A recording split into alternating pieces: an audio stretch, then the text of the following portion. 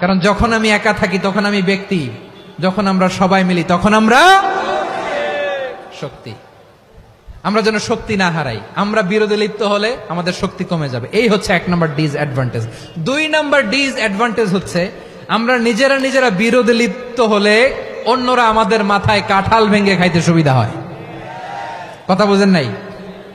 আমরা যদি বিরোধে লিপ্ত হই তাহলে পরাশক্তিগুলোর সুবিধা, তখন আমাদের কাউকে দিতে হবে ট্রানজিট, কাউকে দিতে হবে সেন্ট মার্টিন, কাউকে দিতে হবে দেশের অর্ধেক। চিল্লায় বলো ঠিক কিনা? নিজেদের প্রবলেম সলভ করার ক্যাপাসিটি আমাদের আর থাকবে না। নিজেরা বিরোধে জড়ালে পরাশক্তিগুলো আমাদের মাথায় কাঁঠাল ভেঙে খায়। তখন ভারতের পিছনে দৌড়াতে আমেরিকার পিছনে দৌড়াতে আমাদের জুতার তলা ক্ষয় হইয়া যাইবে। নিজেদের প্রবলেম সলভ করা যাবে না।